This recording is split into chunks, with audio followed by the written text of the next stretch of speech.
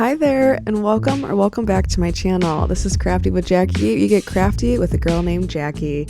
And finally, I'm entering a more crafty kind of video series where I'm going to be showing you how I have been doing on this new crochet project I have been, let's just say, dealing with and trying to get through it at this point. I am trying to make, at first it was going to be this really fun, cute, chunky cardigan, which, how fun is that going to look with the white and this like neon pink outline?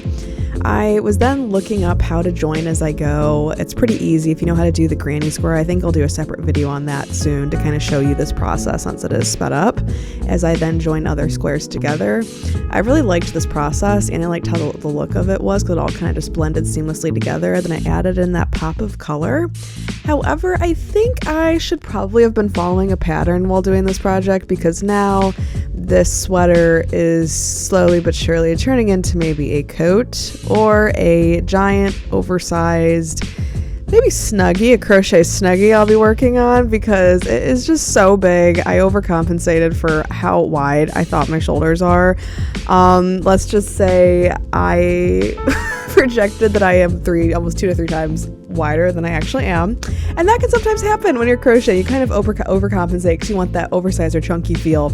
But naturally the crochet stitch itself will stretch, so maybe just go for an actual size of a sweater and lay it down as you're doing it. I've heard that tip before and I was like, oh yeah, I know how big I am, like I know my size, and that was nowhere near correct. So however, I will keep going as if I'm making this cardigan and maybe it'll be a really fun oversized chunky kind of big blanket you can walk in,